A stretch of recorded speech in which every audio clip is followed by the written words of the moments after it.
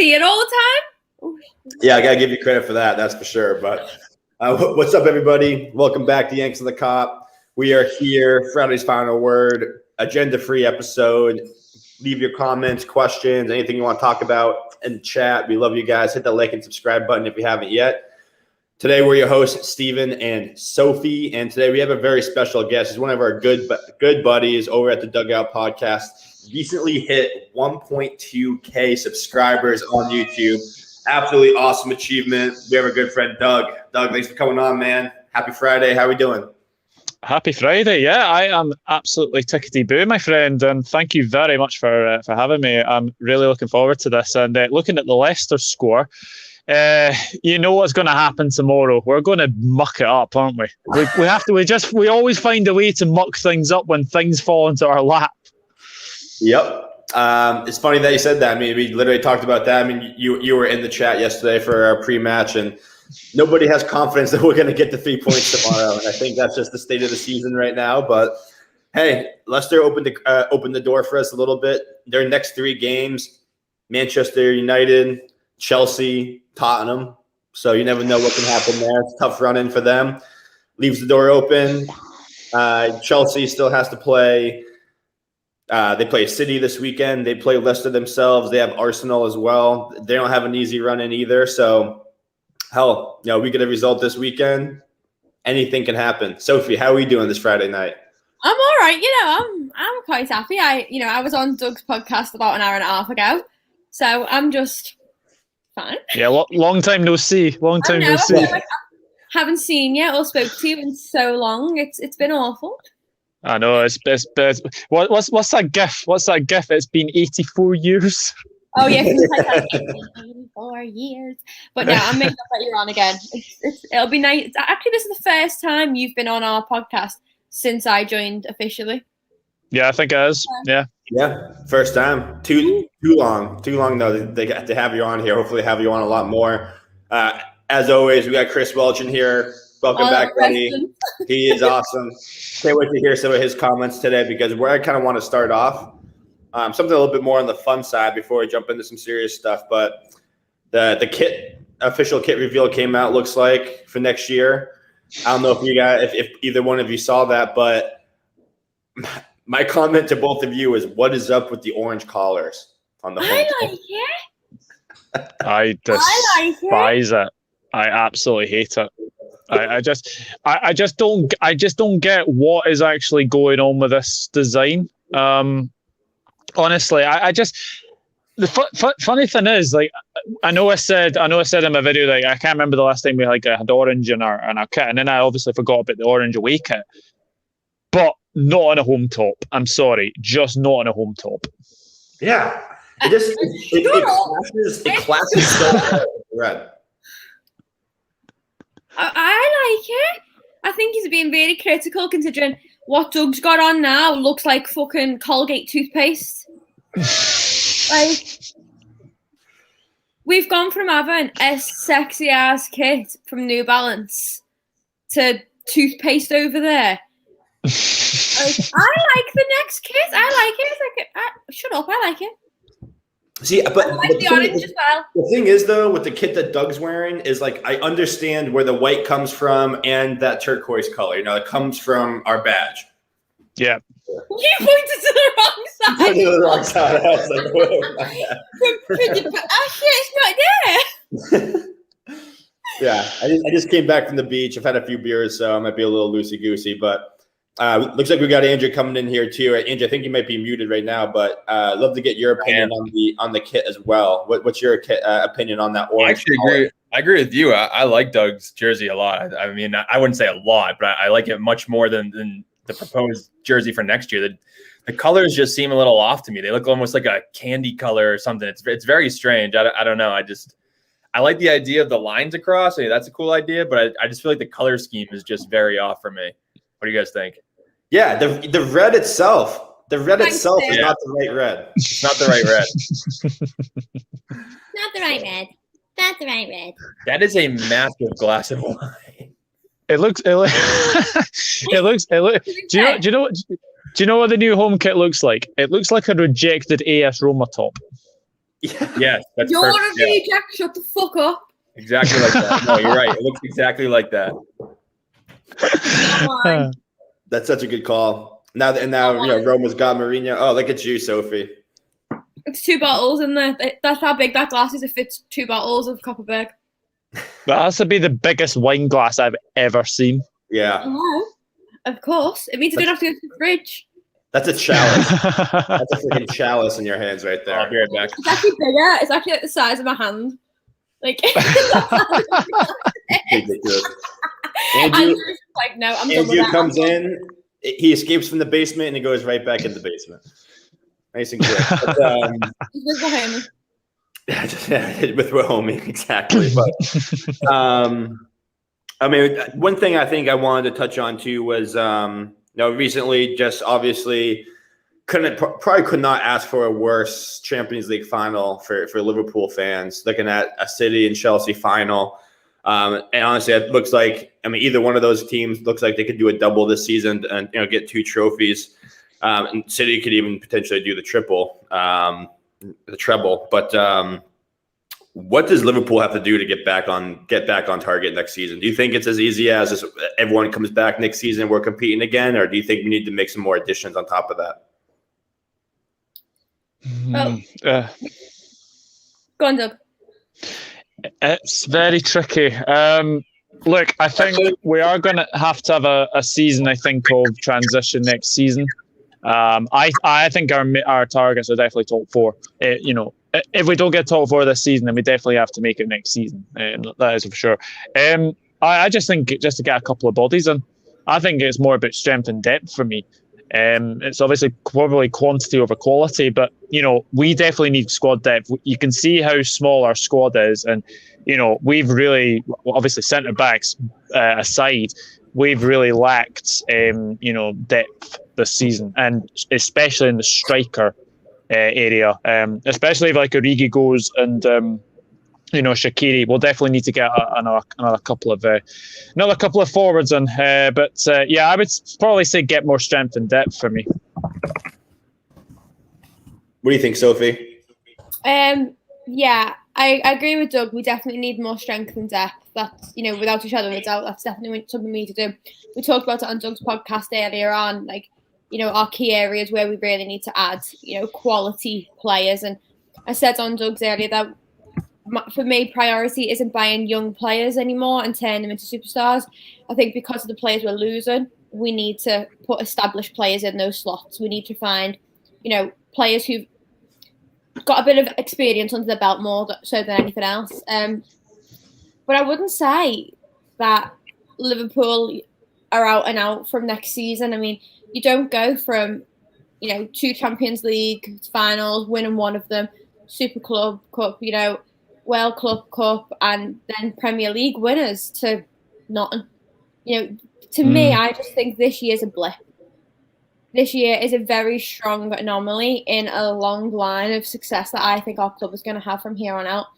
I don't think anything that we've done over the last 3 years can just be wiped out by one bad year. And it is just one bad year. And I've said it the entire time. It's not a normal season. It's not a normal year for anybody. So for me, I'm not concerned about what's happened this year impacting next year. Because I don't count this year as a proper year, if that makes sense. I'm just kind of waiting to see what happens next season. The only thing I'm worried about is the injuries to Virgil and Joe Gomez. Because in big-time injuries like those, oftentimes, they can go either way. You can either come back stronger, which is the case for a lot of ACL injuries, or in the case of Joe Gomez, non-contact injury, those are the scariest, those are the worst. So I don't know if he's going to lose pace, which is his greatest attribute, gets him out of a lot of sticky situations. So that's the one thing I would be looking at. But just going back real quick, I don't think that top 4 is over either. I think if we beat United, given today's result, there's still a chance. Leicester have to play United, Chelsea, and Spurs, and Chelsea have to play obviously Leicester, Arsenal, City, this weekend. So They're there's away still at Villa. They're away to Aston Villa on the final day as well. That's not an easy game either. Walk in the park, yeah. So hopefully we'll have Jack Grealish back for that game. But no, I don't think this season's by any means over with yet. But yeah, I am a little worried about next season. Yeah, I mean, I think when you think about Doug, Yes, Dave, I love Dave. So consistent. It's as big as my head. That's pretty big. I think she's going to be acting differently by the end of the episode. We'll see what happens. But no, I mean, honestly, when I think about it, there's a couple things to keep an eye on, right? I mean, think about last season. First of all, you can tell how many people hate Liverpool when you think about last season, saying how last season should have been an asterisk for us because we had 9 games behind closed doors, and now this entire season's been behind closed doors, and no one's saying how it's been an advantage, especially for a team like City who does not like to play on the road and does not like to play in hostile environments. That's number one. But number two, I think, the Virgil coming back, Henderson going to be getting healthy. I think those are our 2 biggest misses, and I am a little concerned about Joe Gomez coming back like Andrew. But I think a key stat here that I wanted to point out is that I think since 2010. Only one team has won the Premier League and come back and finish in the top 4 the following season, and that was Man City. Yeah. And outside of that, no, Chelsea didn't do it when they did it. Manchester United didn't do it. Leicester didn't do it. So I think that's also pretty important to keep in that, to keep in perspective as well. That it is hard to not only go back to back, but to stay top level. I can basically say the only asterisk you will see this season is if City Chelsea Champions League final gets moved to from Istanbul to Villa Park in Birmingham. They can have their night out in Villa Park, because as far as I'm concerned, the sporting integrity of that competition comes into question. If UEFA are actually planning to put Chelsea and City all the way out to Istanbul, with the amount of cases that are rising in Turkey, then it's obvious that UEFA only care about money. Yeah. That's a good point. I saw that come out today or this morning, whenever it was. But yeah, that's going to be a really interesting decision to see what happens there. Obviously, we know UEFA though, we know FIFA. It's all about the Benjamin. It's all about the money for them. So, I wouldn't be surprised if they do the wrong thing. I wouldn't be surprised at all because that's just pretty consistent with who they are. Yeah, I'm just not really bothered about the Champions League in general this year. Even when we were in it, I really wasn't fussed on it this season because I just thought, with everything that's going on, is international travel for football really necessary? For me personally, I would have liked the the Champions League stopped for this season, suspended for this season, and just focus on your leagues, your domestic leagues. Keep people safe. We've had so many players going away on international duty and coming back with COVID. It's not been safe for the players. It's not been safe for anybody. And obviously, with what happened last Champions League, when Atletico came over to Liverpool, our cases skyrocketed because of it. And I just think, knowing what we knew, why is UEFA and that? And obviously, it's just for money. I understand it's for money. But I just feel like, for me, the Champions League shouldn't have happened this year. It should have been suspended for a year, focused on your domestic leagues. So I didn't really care how far, if we got to the final, great. But I wouldn't have counted it as one of our best Champions League runs. I'd have been like, we won number 7. But I wouldn't have held it to the same regard as number 6 or Istanbul. Because to me, it shouldn't have happened to begin with. And if City or Chelsea, whichever one of them win it, congratulations, you've won a Champions League. That's an amazing feat. But let's see if you can win it next year when everything's back to normal. When everything's back fighting fit. What set it all for me was after the City game. I think it was their first final ever, right? Or at least one of them. But on Twitter, Liverpool's Virgil van Dijk was trending higher than that actual game. And that's what set it all for me. We live rent free in their heads. That's what's the problem about that. Did you see that Diaz being compared to Virgil? And they were like, give me a break. There were some comments, and they were like, he's the best centre back in the world. He's better than Virgil van Dijk. He's got he's been imperative in this this treble, blah, blah, blah, blah, blah. And I was like, the fact you compare him to Virgil says all that needs to be said about that. Because if he's the level to compare to, that means he's the level. So thank you for doing what you've been denying for 3 years. What I will say about Ruben Diaz, I think he will win Player of the Year. I actually do think he will win Player of the Year. I know, but I just think he has improved Manchester City's defence, because last season they were very, very bad at the back. You could actually see them really being very, very poor. So I think Ruben Diaz is probably a worthy winner of the Player of the Season, because I've seen the other candidates, and yes, Bruno Fernandes may have improved Manchester United, but he hasn't been the best player. Harry Kane. Manchester United. If you remember earlier in the season, Manchester City and Manchester United were actually 13th and 14th respectively. Mm-hmm. So for me, Bruno Fernandes shouldn't win it because he hasn't actually turned up in every game. Whereas Ruben Diaz has come in and been an absolute potent threat at the back for City. Obviously, he did concede a penalty at Anfield, but barring that, I think he's been outstanding. I could not agree more with you, actually, because I think it's fair. I don't think he's the same level as Virgil, but I think it is fair to say that he's had a similar impact at Manchester City. I mean, you think about their season last year. Everybody at Man City was talking about we're not good this year because Laporte is injured. Not one person. I haven't heard Laporte's name all season this season. And that's because Ruben Diaz, and I think John Stones is starting next to him. Like, he's completely pushed him out of the equation. And look at the impact. Like, City's defense this year has been phenomenal, and I completely agree with you. I mean, and especially with the gap that they have at the top right now, ahead of United. I completely agree with that assessment. I think it should be Diaz because if Harry Kane wins the Golden Boot, I mean, Tottenham's not going to make top four. If Salah wins the Golden Boot, like Liverpool again at best could be fourth place, maybe fifth place, sixth place. Again, Fernandes, I mean, he's scored 20 penalties this season. Outside of that, not much. That's insane. Yeah. That's absolutely insane. Yeah. So I completely agree. I think Diaz definitely deserves it, but to say he's as good as Van Dijk, I mean, he's got to do it he's got to do it in the Premier League for another season for me to start entertaining that conversation. See, what just irritates me is, yes, Ruben Diaz is a very, very good player, and yet he's done a massive. He's done a really good job. There's no denying it.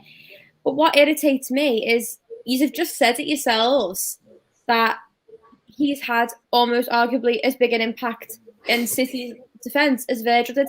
That's bollocks. I'm sorry, lads. That's absolute shite coming out your mouth there. Because Virgil went in to... Don't shush me. I'm going to shush. Can I have a shush button for Steve, please? I'm going to drop that first. I'll take the hot take first. But Virgil came in to a reliant Robin. That's what he came into and turned it into a monster truck. That he absolutely turned our defence. Ruben Diaz turned a 200 million defence into a 200 million defence. Yeah. No, it's true. I think it's more than that, actually. I think it's like 400 million. I think it's 400. Isn't it like 200 million just on outside backs? Yeah. He's kept it steady. He's done a great job of keeping it just as it is steady. But he hasn't overturned it. He hasn't turned a team from a pile of shit, essentially, in the defence to a gold mine. He's taken a gold mine to a slightly shinier gold mine. That's all he's done. There's no denying he's a wonderful player, but if you were to put him in a struggling team, would he have had the same impact as Virgil? Probably not. So no, I mean, that is true, especially when Virgil came in, because I mean that was when if we won a game, it was 4-3. With those games, obviously it was like every other day that Law make a huge mistake leading to a goal. Skirt, I think even was that right before Skirtle left or right around that time? Like, yeah, I mean, Joe Gomez was still super young. Matip was in and out of the lineup still, so that's a very good point. I love Dave in the chat. I love Dave. Oil barrels. That's so funny. I mean, just look at the back lines for both teams. I mean, with Diaz, the City back line is probably 250 to 300 million. That's just the back four, starting back four. Whereas ours is under 100 million if you include Virgil, Joe Gomez, Andy Robertson, and Trent. I mean, you're literally buying titles.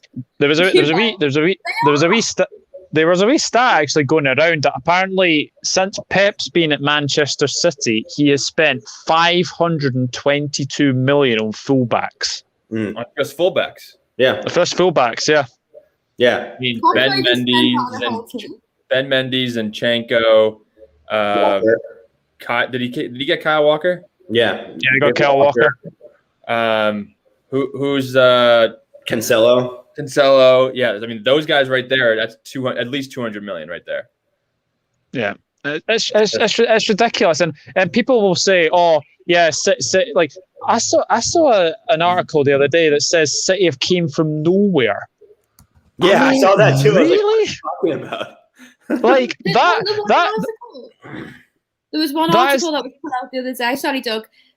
So when after it was like the underdogs. Oh, like, give me a break.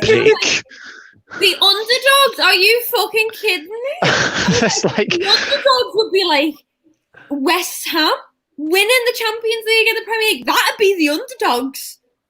City are not the underdogs. You can't use them as the best club in world football and the underdogs in the same breath. It doesn't work. The article I saw said that City's Champions League win would be a fairy tale. No.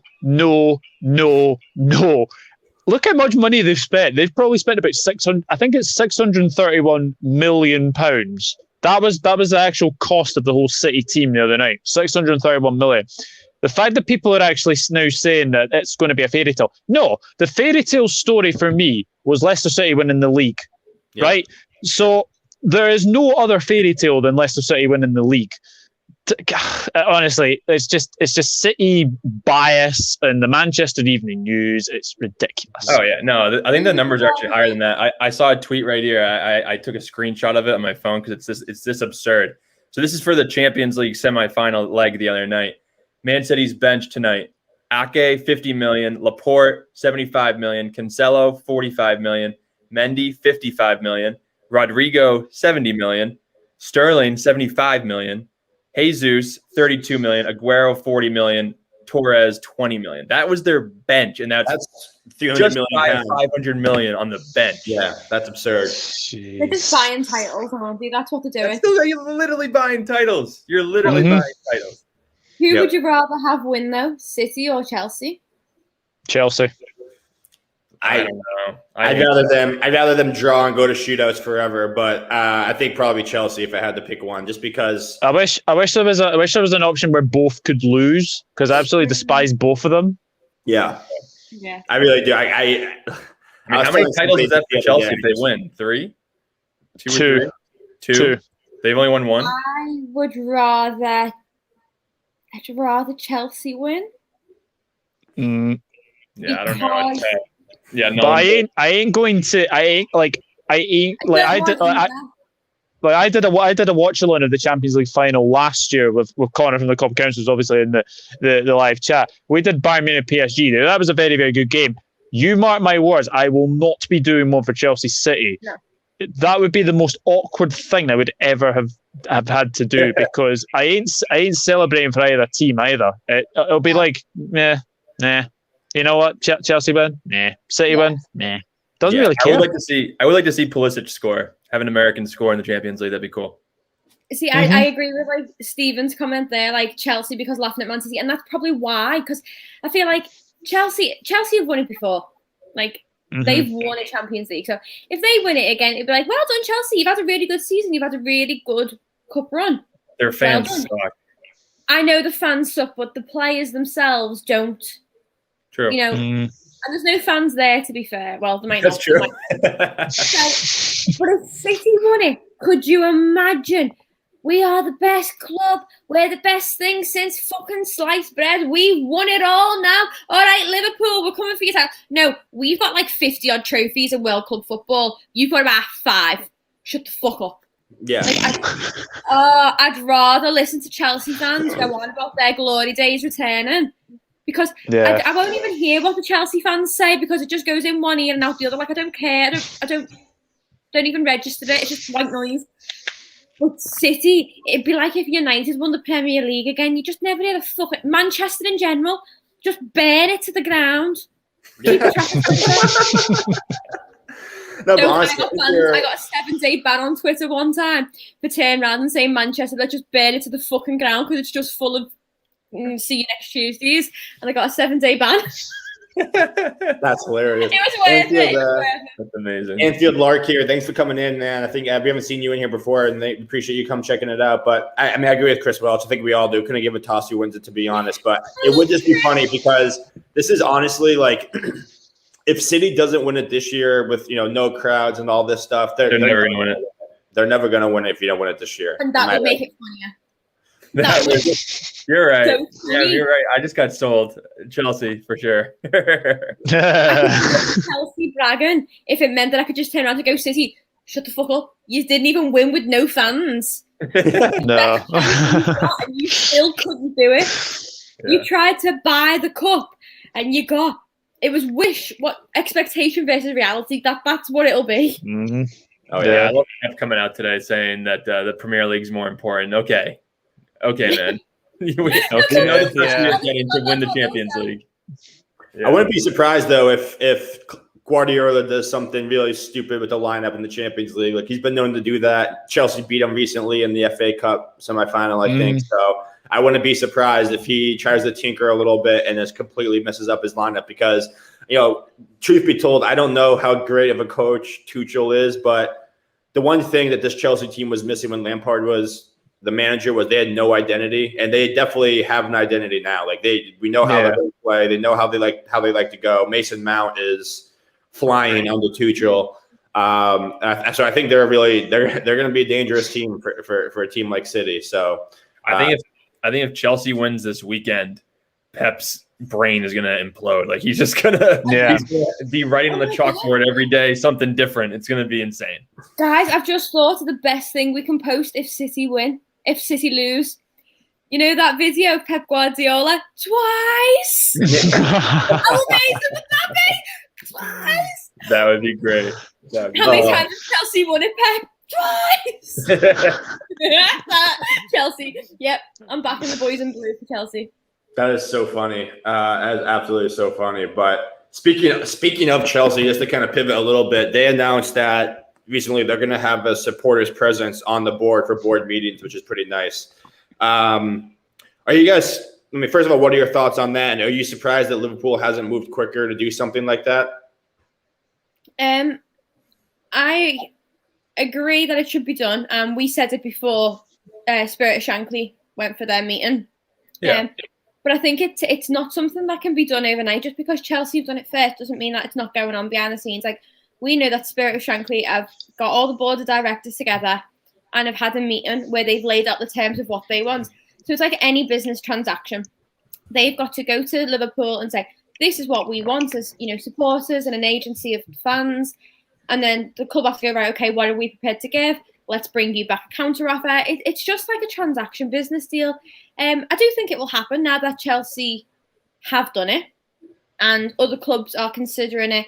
With the fallout of the ESL as well, I do think it will happen for Liverpool, but I'm not concerned that we didn't do it first, because, to be honest, I'm not really asked who does it first. Like, no one's going to remember in 15 years' time. Yeah, just Chelsea do it. was the first club to get fans on the board. As long as you do it, I don't care when you do it. Yeah, I just think Chelsea's just really good at maximizing their press. I think this was an idea that wasn't uncommon for a lot of the clubs once they heard once they saw the fan reaction. So the fact that Chelsea have come out and done this, I'm sure they're still in negotiations or something. I just feel like they're really good at maximizing their press. Their PR team is probably one of the best in the league. But no, it's definitely something that has to happen. I mean, when I heard that this was once I started seeing the fallout of the Super League, I knew that this is what was going to have to happen. We're going to have fan groups involved, just because the owners are clearly so disconnected from what's going on in the club, what the thoughts of the fans are. And the fandom in Europe is so much different. In England, especially, is so much different than what the American owners experience in America. You know, John Henry with the Red Sox could trade our best player, and yeah, we'll be up in arms about it, but it'll only last about a week, and then we'll move on to the next subject. Whereas in England, I feel like if we sold Virgil van Dijk or got rid of Jurgen Klopp, people would come for his head. Like there would be protests outside of Anfield for a week, like probably longer than that, probably months. I don't know. I've never experienced anything like that, but it's a different ballgame over here. So they need people on the inside in the fan groups to help them make logical decisions, because they've been making a lot of illogical choices. Anything to add there, Doug? I mean, you just kind of nailed it on the head there, Andrew. But yeah, I think both Sophie and Andrew have hit that on the head. I can understand that where it's coming from, but can you imagine the Manchester United fans now being invited onto boardroom level? Like honestly, we'll obviously talk about the events of Manchester, because I honestly cannot see. I like the fact that Chelsea have done that to their fans. The fact is that it was actually Bruce Buck, the chairman, that actually wanted them in the European Super League. Roman Abramovich took them out. So it wasn't Roman Abramovich that actually took them in. It was actually Bruce Buck. So they're actually wanting Bruce Buck out as well. But I think it's a great idea by Chelsea, and hopefully we'll see the other clubs actually do this, because they went behind the players' back, they went behind the manager's back, they went behind the fans' back. So it's about getting that that trust back. Yeah, no, I completely agree, and so Spirit of Shankly has a number of demands from the club when they met with them. Two of the bigger ones I wanted to share is that SOS wants to have 2 representatives at the LFC board level in relation to issues that impact fans in the Anfield community as a whole. And then the other one that I thought was a pretty big one was that they want a commitment from FSG that any cost incurred related to the creation and withdrawal from the Super League will be funded solely by the owners and not by the club. So I think that last one especially is pretty massive, because we know that while the FSG doesn't take money out of the club, they don't put their own money into the club all that much. So I would love if they honored those honored those 2 things. Not sure about the second one, but we'll see. Well, I think that's pretty big too. Sorry, Sophie. I think that's pretty big too, because there was a stat today that came out, or a report today that came out about UEFA charging those involved in the Super League, I think 5%. Is that what you're going to say, Sophie? Yeah. Okay. Sorry about that. It's okay, don't worry. It's fine. Good minds think alike. That's right. Yeah, but that out of the Champions League or UEFA winnings for the next season. So any money that's deducted from the ASL won't be coming out of Liverpool itself. It will be coming out of any wins they earn in any European cup. So I feel like that demand's kind of been already met, unless there's demands behind the scenes, costs incurred from setting it up in general. Then they need to come from the owners, not from the club. But we'll see. So does that just mean Arsenal? So does that just mean Arsenal's not going to be punished because they're not going to be in Champions League or Europa or anything? Maybe. I don't know. That's an interesting one. I don't know if you guys saw this post from Dave. I saw that the 2 Spanish clubs in Juve might be in some extra trouble. But did you see the full sanctions coming down? I think he's referencing what we just talked about. Oh, okay. Yeah, I think so. Yeah. I mean, I think that's definitely huge. Yeah. Yeah, no, I mean, because Sophie's replacement homie on the Yanks of the Cup. Sophie's the boss. I'm the boss. Upgrade. I've always been the boss. Yeah, who's that behind the stat?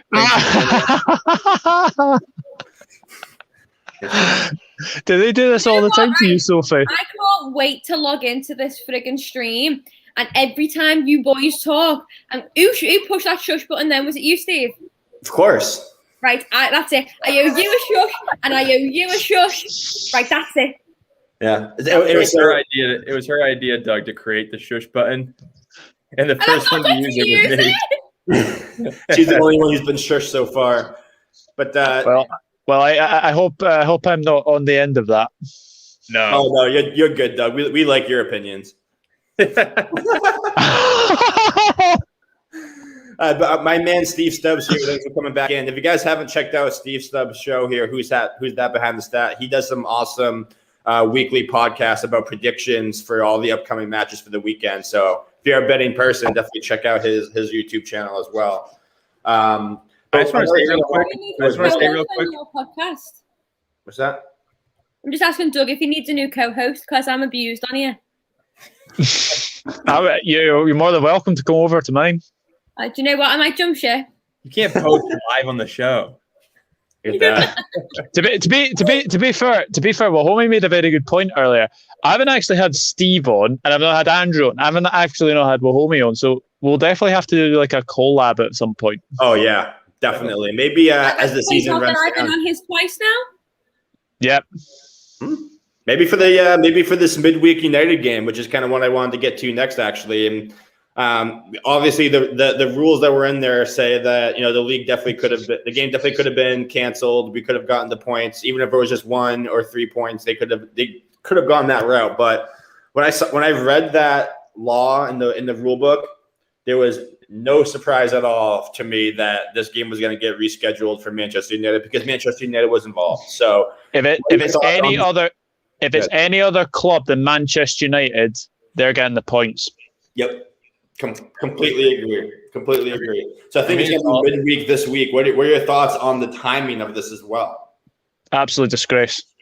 Yep. Absolute disgrace. The fact that they're actually putting us on at 8:15 as well. What they could have done, they could have actually moved Aston Villa Everton to the evening one. But no. We'll put Man United Liverpool on 8:15 because there's another protest happening. Yeah, like. See that protest happens.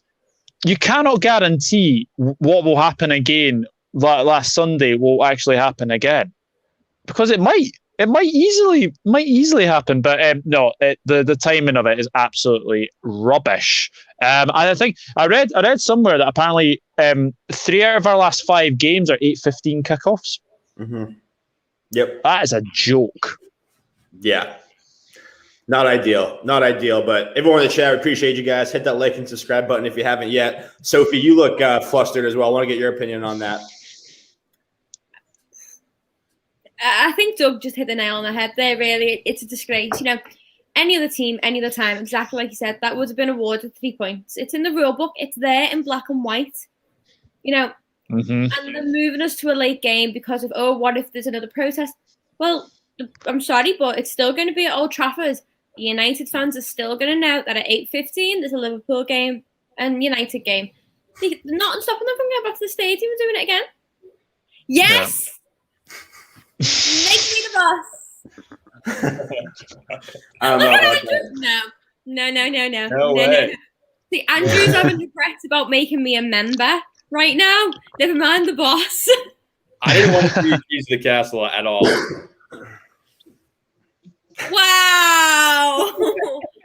Wow, honey, that's mean. I'm joking. Come on. That's mean. No, I'm gonna cry into my coffee break now. That's mean. No, I'm joking. Look at him. He's like, no, I'm joking. I'm really not. What you don't realise, Doug, is that we've got a group chat for all 4 of us, but the boys have actually made a separate third one where they just go, how can we get rid of Sophie? Effective immediately. Not gonna confirm nor deny that. That's harsh. That's harsh. Mom's the word. But what about the other thing I really wanted to touch on before I gotta sign off here in just a second here, but I need to get everyone's opinion on this. Naby Keita's agent saying that Klopp's not using him properly since he's been here. My point, number one, is it's hard to be used improperly when you're never fit and available. But Doug, my feed me what you think goodness, here, man. Doug, take it away. Yeah. I'm going to be totally honest here. His agent is talking a load of rubbish. Klopp not using him probably. He's hardly been fit all season. I'm sorry. But I know I probably might upset Kaita fanboys out there, but he has to go in the summer. I'm sorry. But if he is not away in the summer, then it's last chance saloon, because he's been so injury prone since he's actually joined Liverpool. Like, if you remember at Leipzig, he was a constant player in Leipzig. The fact that we're actually talking about Keita's agent is ridiculous. But what I will say is that I think Keita has to go, because we have to get rid of injury-prone players. Yeah, I agree. I just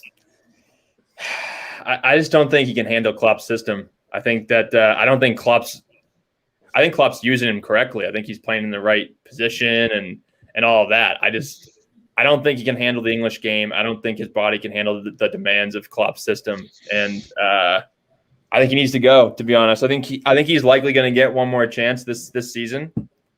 But after that, he's definitely, I know I wouldn't either, but I think Klopp's going to give him one more chance. Probably. I think Sophie's losing control on her over there behind the scenes, I think. I think that chalice of wine is hitting her. Oh, fucking no! I'm okay for now. It's just hit me all in one. Oh boy! Sophie's losing it. Well, if we only have to talk about Sancho to end it, so maybe like 5 more minutes. But yeah, please. But yeah, so yeah, what do you guys think about the Sancho rumors? Clearly, they've been sticking around here. I mean, do you think he's like the ideal candidate for Liverpool? A lot of people think that he can fit Klopp's system pretty well. Obviously, given the front three's production this year, he could be the right fit. I don't know, Doug. What do you think? I think the only way we get Sancho is if we sell one of the front three. I don't see Sancho being a sort of a bench player. In all honesty, I honestly can't see him being at Liverpool anyway. I think he's probably more Chelsea bound, because he has actually got like a house in London that he usually goes to. To be honest, Sancho would be a cracking signing, and to get one over the Manx would be fantastic. But I just don't see it happening, unfortunately. Hey guys, I gotta hop off. Doug, thanks for coming on. Let's collab. Pleasure, Steve. Game. But yeah, absolutely. Talk to you guys later. Everyone in the chat, you guys are awesome. Have a good Friday. Stay sober. Too late. Too late. Too late. What do you think, I love Sancho. I think he's a brilliant player. I think he was very underrated and very disrespected before he moved over to the Bundesliga. But like Doug said, he's not a bench player. He's not someone who's going to come off and play like, he'd impact a game, no doubt about it, but he's not going to be happy to go from where he is to sit on a bench for Liverpool and hoping to scrap some minutes. And I agree with Doug. The only way we're going to get him really is if we sell one of the front three. And I can't see us selling one of our front three to get Sancho. It's the same with the Mbappe and Haaland. It's not going to happen. One, the wages break our wage structure. We're losing Genie because we wouldn't give him higher wages. So you're going to then slap him in the face even more and go and sell one of our front three. Dave! Woo! Yes! Yes, David! Yes, David! I'm like Freddie Mercury. Now we're done for. Now we're done for. How are you guys? Andrew listen, how to close stream immediately. Let the slagging begin. How are you guys? Andrew, Doug, Sophie, all good? Yeah, all good, Dave. How are you? Well, I've been listening in to you, putting in me lovely little chats and having a few Peronis, just relaxing.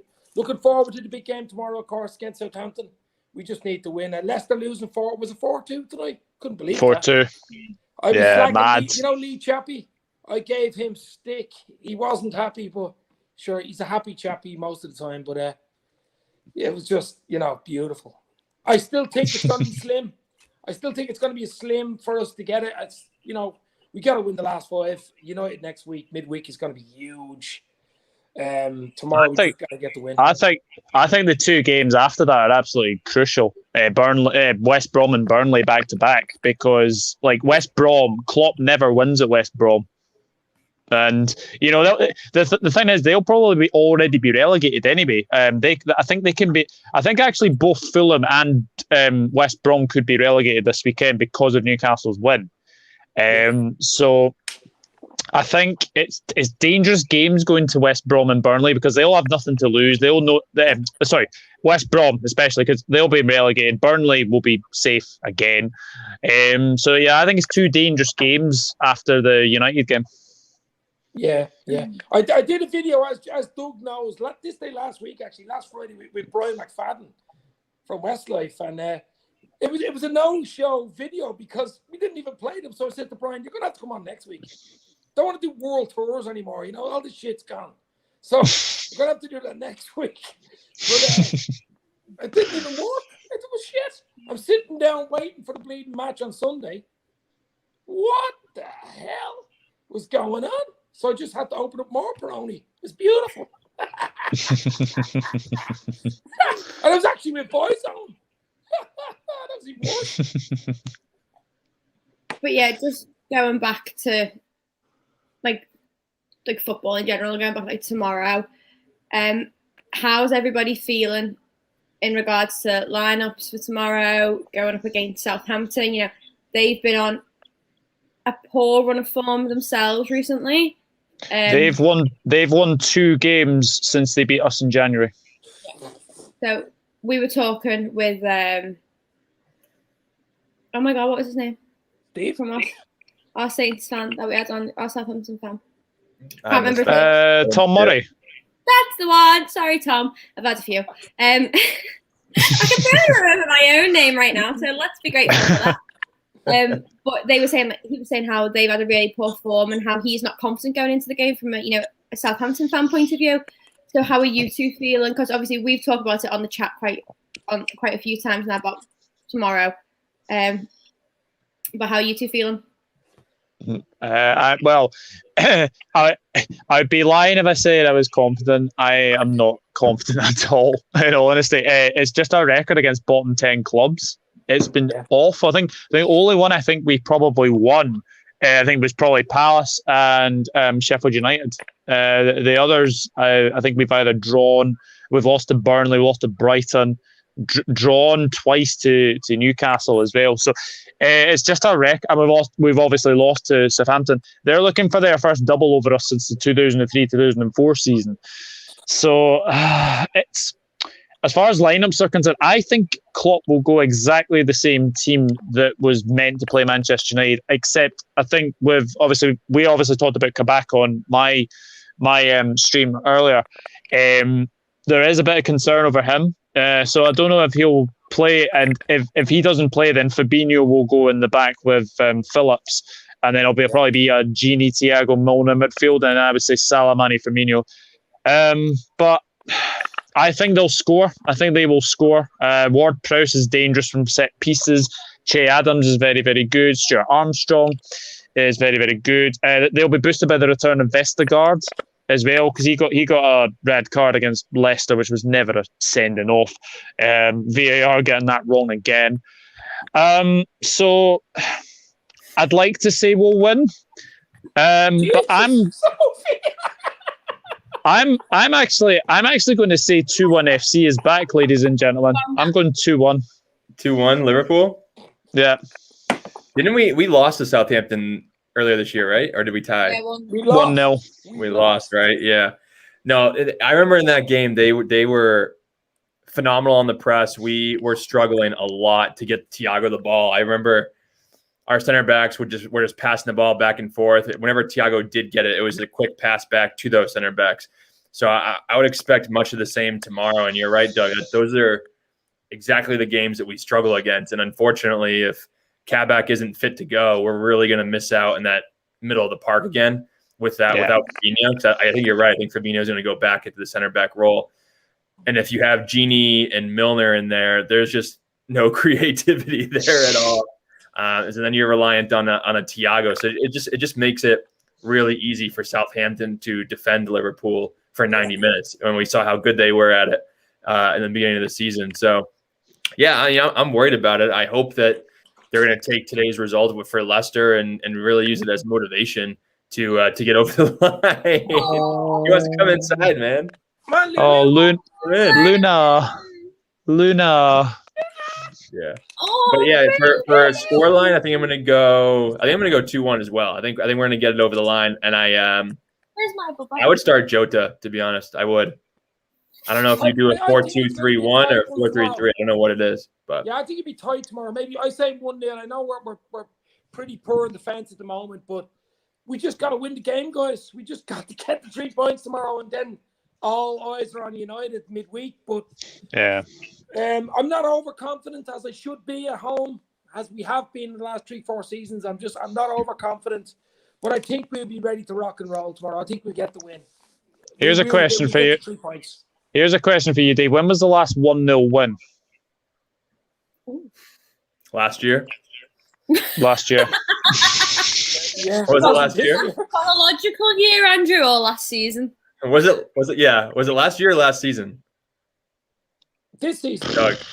It was this season. It was Wolves away. Yeah, 1-0. 1-0. Yeah. That was last year. But listen, score lines don't matter. It's the result that matters. So, but I just think we win. If we win the game, we've an outside chance now. I just looking at Leicester's last 3. Jesus, I mean, what is it? United, Chelsea's last 3 too. Spurs. United, Chelsea, Spurs. I mean, we've a few dodgy games, but I think if we can beat Southampton tomorrow and beat United, it's game on. Mm-hmm. I think the next 2 are huge. And then I think if we beat United, we make the top 4. I think we beat Southampton tomorrow, leading into the United game Thursday night. We're fingernails at the moment. We're literally hanging on by fingernails. And one of the hands might get over the wall if we beat United. And we've a chance of getting over that wall, I think. Yeah, we got Wolverine claws. I'm telling you, they're going to come out. What have I missed? Oh my God. I get the dog out and I just come back to Wolverine claws. And leave. We're holding on. We're clinging on to top 4. We're basically like this. Right. Any draw, even a draw is no good anymore. You might as well lose the game than draw. Forget about it. Yeah, we have to win out. We have to win out. But I don't have anything to cover for guys, and my computers are going to die in like 5 minutes. So anything else you want to cover real quick before we sign off? Stephen's comment there. Whose dog is cuter, mine or Dave's? Well, it's clearly mine. Like, Albie's Where's good. your dog? Where is your dog? Albie, come here, Bubs. Just you wait. Is this a dog off or something? Oh no, this show has gone down the shitter. Look at his little face. Oh, what? You big girl. Nothing wrong with him, I promise you. He's absolutely fine. He just doesn't like being picked up. I've got 2 border terriers downstairs, so I can't go and get mine, unfortunately. Have you any dogs, Andrew? I don't. You don't? Okay. I don't. I would like one. Luna's looking at me going, what are those lunatics doing? I don't know. I just don't know. I don't know what they're doing. Anyone would do any trivia? I don't have any trivia, unfortunately, unless you do. Do you want to get 1 or 2 little trivia questions in, Andrew, just before we go? Sure, yeah. Do you have any? Yeah, we've got to do a bit of trivia. I copyrighted that, by the way. Sophie, do you have a prediction for tomorrow? 1-0.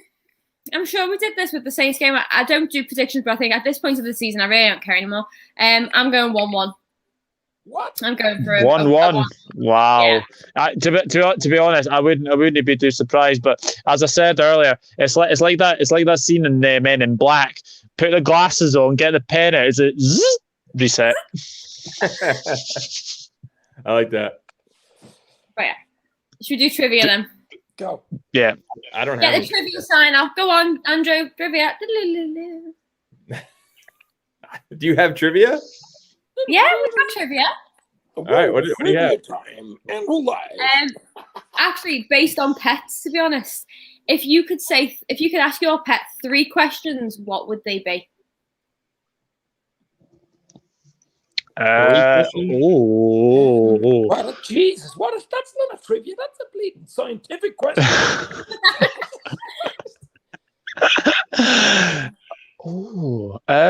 What time do you like to get up in the morning, Ash? Will I have your breakfast ready? And do you want to go for a walk? So, because you said that, and Albie went. I'd probably ask mine. Who is your favorite out of the family? Because I've got like 5 in my family, so I'll be like, who's your favorite out of the family?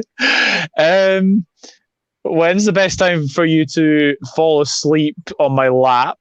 And probably the other one would be, when do you want to go for a walk?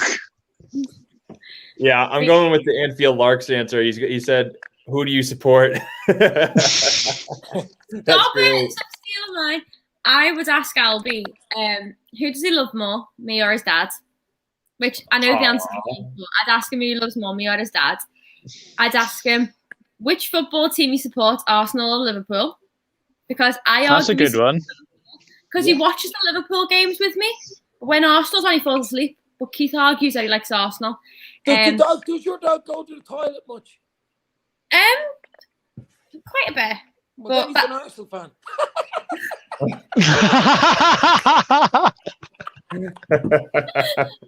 And then, which food that we give him is his favourite, so I could buy more of them for him. That's what I'd ask him. I've got a good one. I've got a good question. If you could relive one Liverpool game in your lifetime, what would it be and why? 4-0 Barcelona. Yeah, 4-0, 100%. That's easy. That's I like the question. I would go Istanbul. Yeah. I wouldn't. I'd actually, do you know what? That 4-0 Barcelona, I heard you talking about it earlier on. I actually did a live show and I did a show straight after and I couldn't even speak. And for me, not being able to speak is quite unusual. Like, you know what I mean? I was lost for words after that. Oh my God. Wow. So guys, my battery's about to die, so I think we're just gonna end it there. But for everybody in the chat, thank you guys for joining so much. If you haven't already, go ahead and hit that like and subscribe button. Doug, thanks so much for joining, man. We definitely have to do that collab very, very soon. Maybe before the United game, we'll be in touch about that. And Dave, thanks for joining us as always, man. You're always a pleasure. Always happy to have you on. And Soph, have a great night. Yeah, you too. For everybody else, up the Reds tomorrow. Big Cheers, match. guys. Yep. Let's Cheers. go.